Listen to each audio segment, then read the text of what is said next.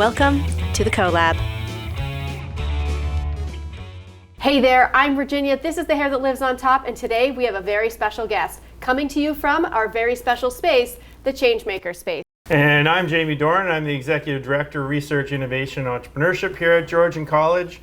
Virginia is right. We have an amazing special guest. Yeah, no, it's great to be here. I'm on the Pacific Ocean. This is a research environment that we created for Brock University, researching what the future of ocean life may look like. And this is the utopian future. I don't like to go into the dystopian one, so this is where I am. And yeah, I'm the co-founder and co-CEO of XpertVR, and we create virtual reality experiences for academic institutions, both for research and for training and e-learning. And I've been working with institutions all across North America, and yeah, really excited to be here. So tell us a bit, so when you say VR applications for education and research and such, so maybe give us a couple of examples. Like, what does that actually mean? A lot in the e-learning space has been over the past year with the pandemic happening, and students are at home and they're all on their computers and they don't have the chance to get any hands-on learning that they would normally get being in the classroom.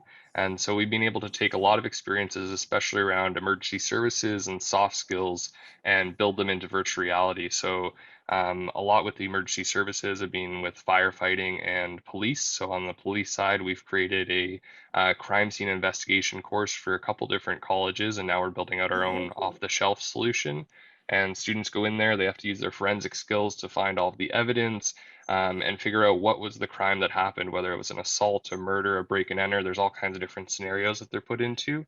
And then they write a report in the real world using the data that they collected and forensic evidence they collected through the simulation. So you're really turning learning into a video game at this point. Exactly. And yeah, taking all of what they've learned in class from their professors and applying that learning in that video game space. That's wild. And this is really new, right? As a business. Yeah, so XpertVR, we actually started in 2016, but we've been doing a little bit of everything over those 5 years. So it was over the pandemic where we really saw that need for, or like right at the start, that need for research and through e-learning through VR. And it was a little hard at the start to transition because we were doing marketing and all kinds of different things in virtual reality. But once we landed our first couple clients and they saw the value of virtual reality and how it was impacting their students, very quickly we got referrals to other colleges. And now, like I said, we've expanded across North America and are working with all kinds of different academic institutions. Now, are all the different places getting the same type of VR, or are they choosing different types of VR environments? Yeah, great question. We build our stuff custom for the most part, or up until now at least. So every institution, we're sitting down with their content experts, their experiential learning or co-op department, and we're figuring out what are the environments that their students need, what are the situations and scenarios they need to go through. So everything's custom to what they need. That said, we're building out our first off-the-shelf product now for policing, where it will be much more cost-effective for smaller colleges so that they can get their students into these scenarios and be the same environment. Is it all immersive VR, or do you do some 2D stuff as well? Yeah, we definitely do a mix of both. That was a big thing that we found over the pandemic. Schools just didn't have the resources to get headsets to every student in their class. We have some classes with 400 plus students going through these simulations. So everything we've built up until this point, we built for VR as well as for mouse and keyboard. So you can go through the crime scene with your mouse and keyboard and adventure through it in that same way, but not needing the expensive equipment. Very cool. Mm-hmm. What's been on my mind a little bit with this is accessibility. I worry that if we create all these things that are amazing and cool, maybe it's only for a small group of people.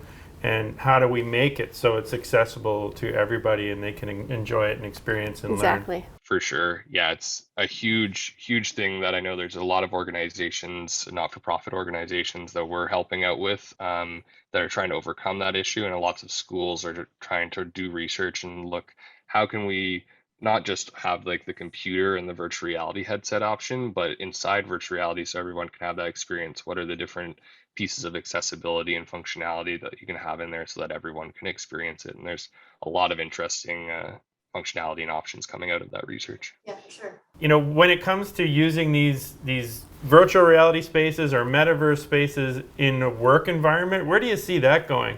Yeah, in the work environment, I think it's going to be an amazing space especially once everyone has VR headsets, to have not just meetings inside your company, but meetings with new clients or partners outside of the company, because you first of all, at a distance you can come together, but then beyond that there's just so much more that you can show and be able to understand together. If you're For sure. designing a new product or a new building or something, being able to like see that in 3D and interact with it and make changes is huge. And like we were talking about just before we jumped on here, our team every Monday gets together in Rec Room, and we have our boardroom, but we also have like a poker table, a stage where we can do charades, a hot tub that we have in there, ping pong table, a little bit of everything.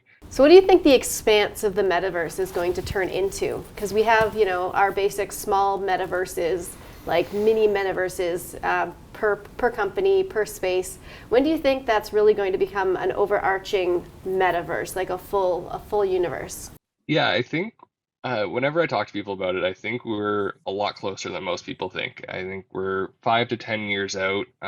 Basically, when I look at it, everything that's needed is there. All the building blocks are there for what people picture the metaverse to be. They just need to be brought together, and for the most part, need to be open source as well. Yeah, I think the open source value is going to be huge when it comes to really like building the metaverse. Yeah, and like in the creativity around it too. Absolutely. Just get everybody Oh, working it would be a together huge on creative space. Oh, for sure. The creativity is like the main part, I think, of it being open source. We look at the internet today and having HTML and having everything that's available open source through the internet today. It allows anybody to go on there and create whatever they think is possible within the realms of the internet, and going to that next metaverse or the next stage of the internet, having that open source so anybody can continue to create, is just going to be more beneficial for everyone. So you said something there that I want to jump on. You said the next stage of the internet, and I've heard it like terms thrown around that, because we had the internet, then we had internet 2.0, and is this 3.0 or 4.0, and what do they mean by that, the next stage of the internet? Yeah, I definitely think it's 3.0. Whatever you want to call it, the metaverse, the Oasis 3.0, I think it's all kind of the same thing. One, I think it's 3D is a big area that I'm working in and we're talking about today. So that's a huge portion of it, and having that 3D interaction. But there's still going to be 2D, and there's still going to be parts of the internet that I think you can access without having a VR headset or AR headset. Oh, for sure. Yeah. I think that we'll have quite some time before the flat internet becomes 3D internet all over. Yeah. For sure. Oh, I just called it the flat internet. Oh boy, now you just coined a new term. Just coined a new term, the flat internet. You just made it so uncool as well at the same time. But yeah, even with the flat internet, I think adding in the other pieces that are really making up Web 3.0 of having NFTs, blockchain, cryptocurrency, artificial intelligence. I don't know if that's really Web 3.0, but it's definitely going to be a piece of it. It's already around today, but having those technologies integrated so that you have that open source creativity, but then once you create something, who created that and who has ownership over what they created. I think that's going to be a huge part of it as well. Yeah, let's just maybe talk about crypto a little bit here. Yeah, I'm definitely not an expert, but I've been dabbling for a few years now, and definitely a big fan of crypto and of NFTs. I think one of the biggest parts that made me understand or know that this is going to be a piece of the metaverse is just looking at video games today, and every video game that you can think of that is multiplayer, it has some type of currency built into it so that you can buy the different things inside. But as we're sort of wrapping up here, can you tell us a little bit more about XpertVR? Yeah, for sure. Like we're really excited about virtual reality and the impact it's going to have on education. Our mission over the next 5 years is to help 1 million people learn through actions instead of statements. 1 million people learn through actions instead of statements. Exactly. Cool. I like that. Yeah. And yeah, so with that, we're we're looking to take a lot of what we've done and partner with the colleges and universities we're working with and say, okay, we've created this course that's great for you.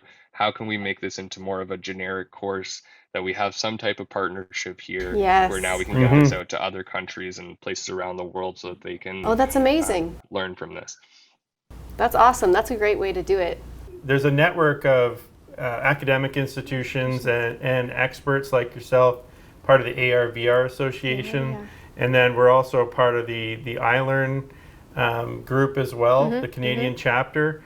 And it's an opportunity for all of our schools to get together and share information, and then participate in talks and workshops, seminars, and then projects. Hopefully, Yes, that's really exciting.